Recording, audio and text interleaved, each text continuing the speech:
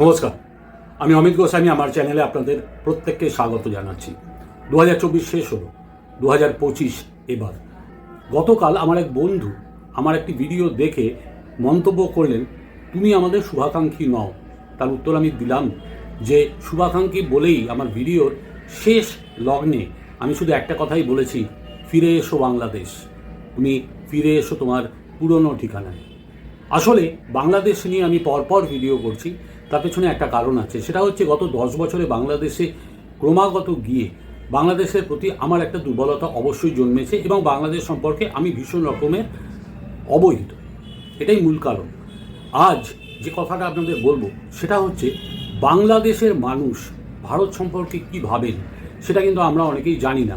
বরঞ্চ আমরা মাঝে মধ্যেই রাগ করে বলে ফেলি যে আমরা 1971-এ তোমাদের স্বাধীনতা দিয়েছি, অথচ তোমরা আমাদের প্রতি এই ধরনের ব্যবহার করো। আসলে বাংলাদেশ কখনো গণতন্ত্রের স্বাদ পায়নি। 1971 সালের পরে যে গণতন্ত্রের কথা আমরা শুনে এসেছি সেটা প্রকৃত গণতন্ত্র কিনা আমার অন্তত ব্যক্তিগতভাবে সন্দেহ আছে। অর্থাৎ বাক স্বাধীনতা, আইন শৃঙ্খলার যে সঠিক ব্যবহার সেটাও কিন্তু কখনো বাংলাদেশ পায়নি, এটা ঘটনা। এবং যেটা গত 17 বছর যে ঘটনাগুলো ঘটেছে, যেটা নিয়ে বাংলাদেশের মানুষ ক্ষুব্ধ, সেগুলো একেবারে অমূলক যে তা নয়। কিন্তু বাংলাদেশের একটা অত্যন্ত বড় ভুল ধারণা আছে, সেটা হচ্ছে এর পিছনে মূল কলকাঠি নেড়েছে ভারত। ভারত 2014 সালের পর থেকে যে সিদ্ধান্তটা নিয়েছিল সেটা হচ্ছে অন্য দেশের আভ্যন্তরীণ ব্যাপারে তারা নাক গলাবে না, নাক গলায়। ফলে বাংলাদেশের বেশিরভাগ মানুষ বিশ্বাস করে ভারত এটাকে সহ্য করেছে অথবা এটাকে প্রশ্রয় দিয়েছে। ঘটনা আদপেই তা নয়। তাই বাংলাদেশের মানুষের আজ ভারত সম্পর্কে যে মনোভাব, দেখুন এর পরের ভিডিওতে। আজকে যে কটা ভিডিও আমি ব্যবহার করব সেই কটা ভিডিও কিন্তু আমাদের দেশের নয়, আমাদের তথ্য নয়, পুরোটাই বাংলাদেশের তথ্য। দেখুন ভিডিওটা কিভাবে বাংলাদেশ আমাদের সম্পর্কে। ভারত আমার জাতীয় শত্রু, এইটা বুঝে ভারতের সাথে আমার সব সম্পর্ক মেনটেন করতে হবে। ভারতের সাথে আমাদের কোনোদিনও বন্ধুত্বপূর্ণ সম্পর্ক ছিল না, ভবিষ্যতেও কোনোদিন হবে না। যে ভারত আমার শত্রু রাষ্ট্র এবং সে এইরকমই থাকবে, সে পরিবর্তিত হবে না। কিন্তু এইটাকে মাথায় রেখে আমি ভারতের সাথে সব সম্পর্ক মেনটেন করব। বাংলাদেশের রাজনীতির মূল অস্ত্র হচ্ছে ভারত বিরোধিতা। এরা ছোটবেলা থেকে একটা জিনিস শিখে এসেছে, সেটা হচ্ছে ভারত আমাদের মূল শত্রু এবং ভারত আমাদের শোষণ করছে। বাংলাদেশ ভারতের একটি রাজ্যের সমান, তাকে শোষণ করে ভারতের কতটা পেট ভরবে এ সম্পর্কে সম্যক ধারণা তাদের নেই। তারা ভারতে খুব কম মানুষই এসছেন যারা সারা ভারত ঘুরেছেন। তাদের ভারত ভ্রমণ মানে কলকাতা, কলকাতা তো আর ভারত নয়। তারা পুরো ভারত যদি ভ্রমণ করতেন তাহলে বুঝতে পারতেন এখানে বিভিন্নতার মধ্যে ঐক্য কী জিনিস। এখানে বিভিন্ন রাজ্যগুলোর ভাষা আলাদা, ধর্ম আলাদা, অথচ তারা একতাবদ্ধ। অর্থাৎ একজন ভারতীয় সে তার দেশ সম্পর্কে কী ভাবে সে সম্পর্কে তাদের সম্যক ধারণা নেই। একজন তামিল যার ভাষাও আমি জানি না, হয়তো সে ধর্মে মুসলমান, কিন্তু তাকে যদি আক্রমণ করা হয় একজন ভারতীয় বা বাঙালি হিন্দু হিসেবে, আমি কিন্তু শত্রুর টুটি চিপে ধরব। এটা হচ্ছে আমাদের মানসিকতা। এই মানসিকতার সাথে সম্যক পরিচয় বাংলাদেশের নেই। এটাই হচ্ছে সবচেয়ে মুশকিলের কথা। সকালে 24,690 টন সেদ্ধ চালের প্রথম চালান নিয়ে চট্টগ্রাম বন্দরের 11 নম্বর জেটিতে ভিড়ে এমভি তানিশ ড্রিম জাহাজ। চলতি অর্থবছরে 6 লাখ টন চাল আমদানির অনুমোদনের পর আন্তর্জাতিক দরপত্রের মাধ্যমে চাল সংগ্রহ শুরু করে খাদ্য মন্ত্রণালয়। প্রথম ধাপে ভারত থেকে আমদানি হচ্ছে 52,500 টন চাল। বৃহস্পতিবার এসেছে প্রথম চালান। বাংলাদেশ ঠিক করেছিল যে ভারতের সাথে তাদের সব বাণিজ্যিক চুক্তি তারা 15ই ডিসেম্বর অবধি রাখবে। তারপরে বিশেষত খাদ্যদ্রব্য অর্থাৎ খাদ্য পণ্য তারা ভারত থেকে আমদানি করবে না। অথচ বাধ্য হচ্ছে তারা ভারত থেকে আমদানি করতে। ভারত থেকে আমদানি করতে তারা যে বাধ্য হচ্ছে তার প্রথম প্রমাণ হচ্ছে হিলি স্থলবন্দর দিয়ে 47,000 মেট্রিক টন চাল পৌঁছেছে বাংলাদেশে।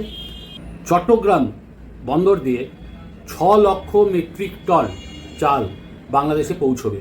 অর্থাৎ ভারতীয় চাল ছাড়া এই মুহূর্তে বাংলাদেশের খাবার বা তাদের মূল যে খাদ্য ভাত সেটা কিন্তু জুটবে না।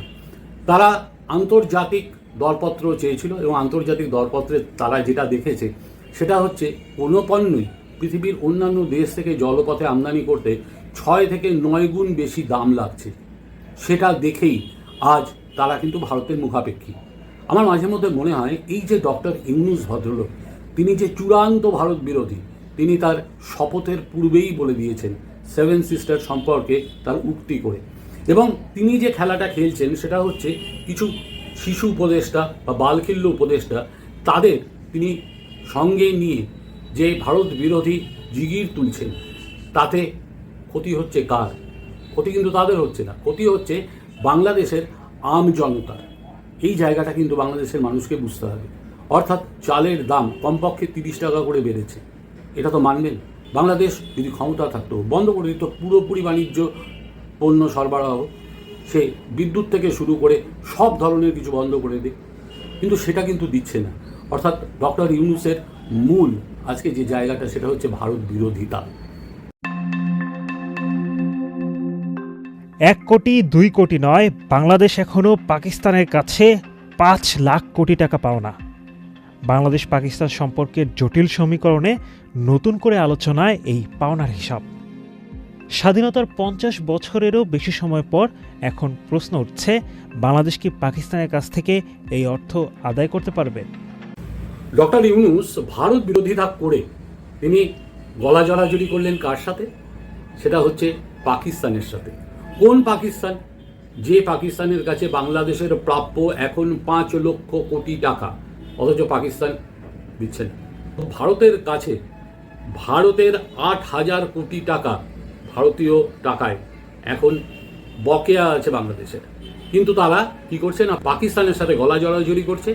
পাকিস্তান থেকে তারা চিনি আমদানি করেছেন এবং সেটা হচ্ছে কমপক্ষে 2.5 গুণ বেশি মূল্যে। অর্থাৎ পাকিস্তান থেকে যে চিনি তারা আমদানি করেছেন সেই চিনি বাংলাদেশে বিক্রি হবে বর্তমান দামের 2.5 গুণ বেশি দামে।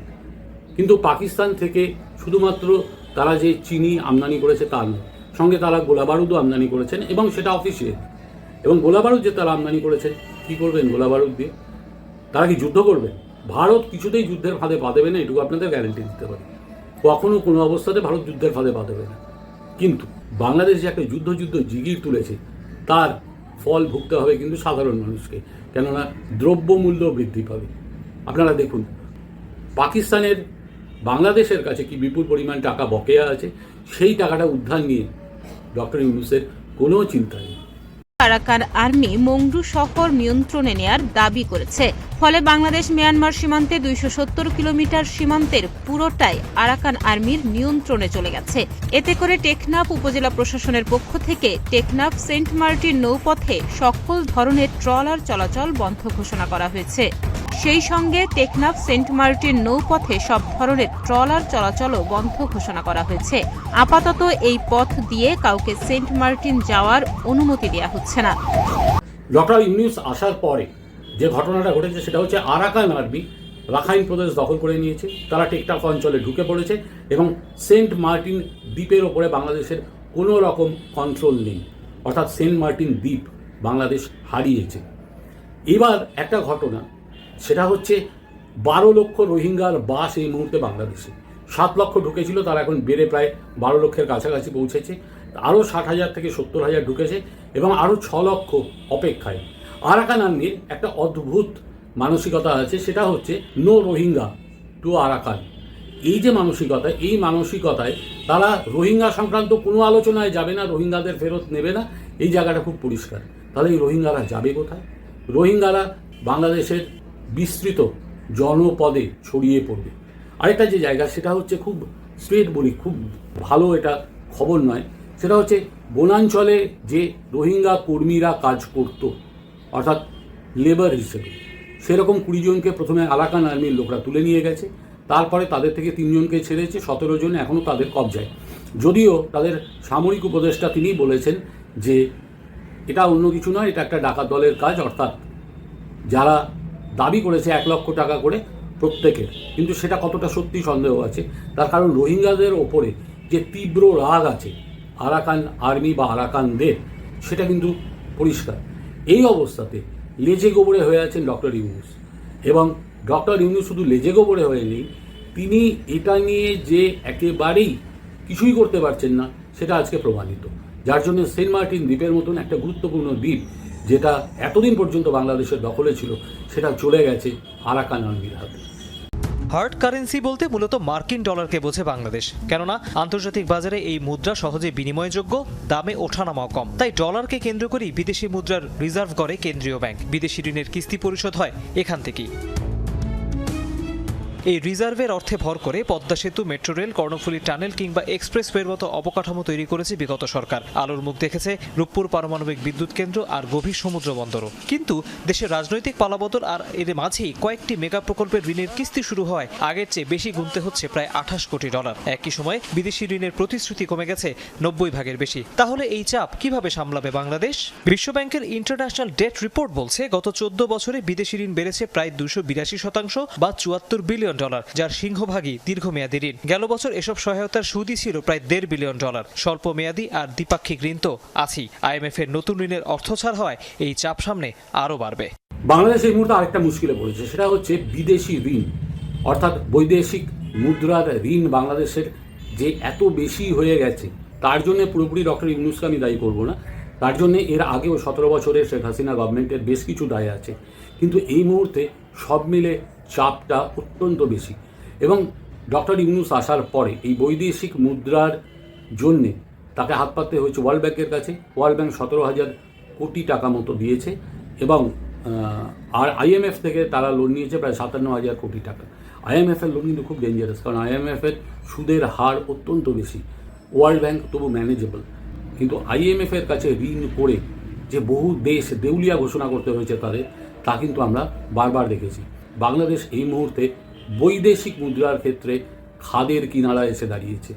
ভারতের কাছে 8,000 কোটি টাকা ঋণ, তারা বৈদেশিক মুদ্রার ক্ষেত্রে আইএমএফের কাছে একটা বিরাট অঙ্কের ঋণ, তাদের ঋণ ওয়ার্ল্ড ব্যাংকের কাছে। কিন্তু ডক্টর ইউনূস নিজে অর্থনীতির অধ্যাপক হলে কী হবে? ডক্টর ইউনূস এখানে পুরোপুরি বেকায়দা অবস্থায় পড়ে আছে।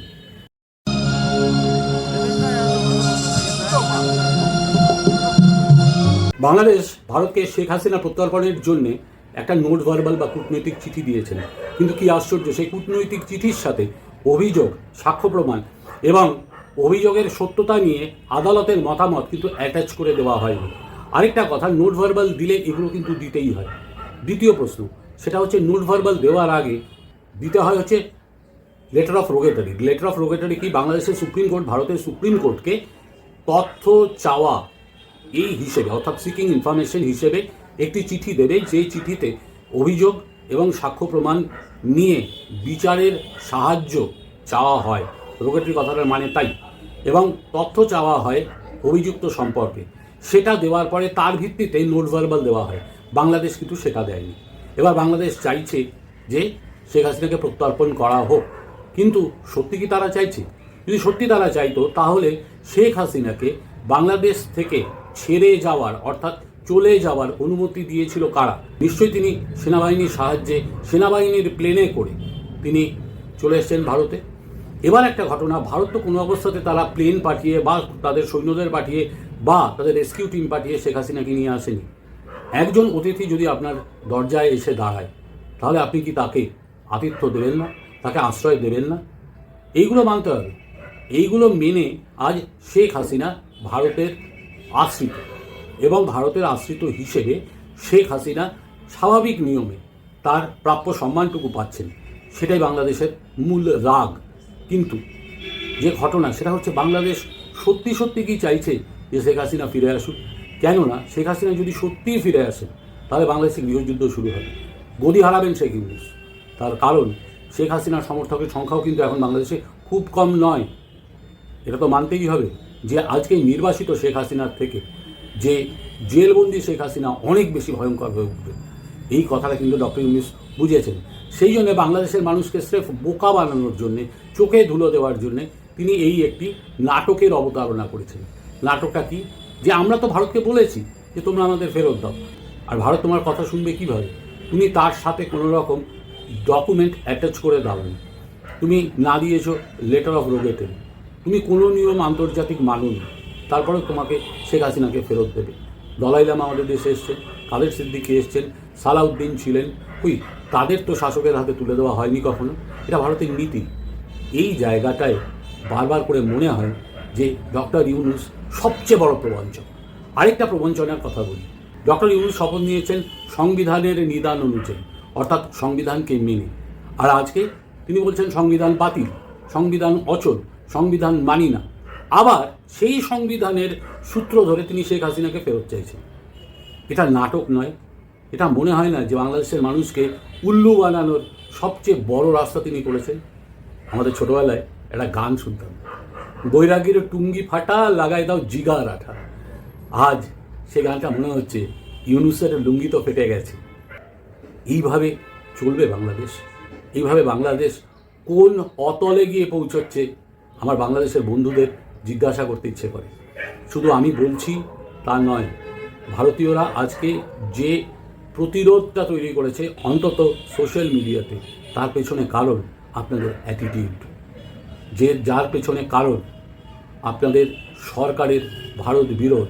আপনারা ভারতের পতাকা মারা দেন, আপনারা চিন্ময় ব্রহ্মচারীকে বিনা বিচারে জেলে আটকাবেন, আপনারা শত শত হিন্দুদের বাড়ি জ্বালিয়ে দেবেন, আর ভারতীয়রা চুপ করে বসে থাকবে। আমরা এই মুহূর্তে অতটা অহিংসাবাদী নই।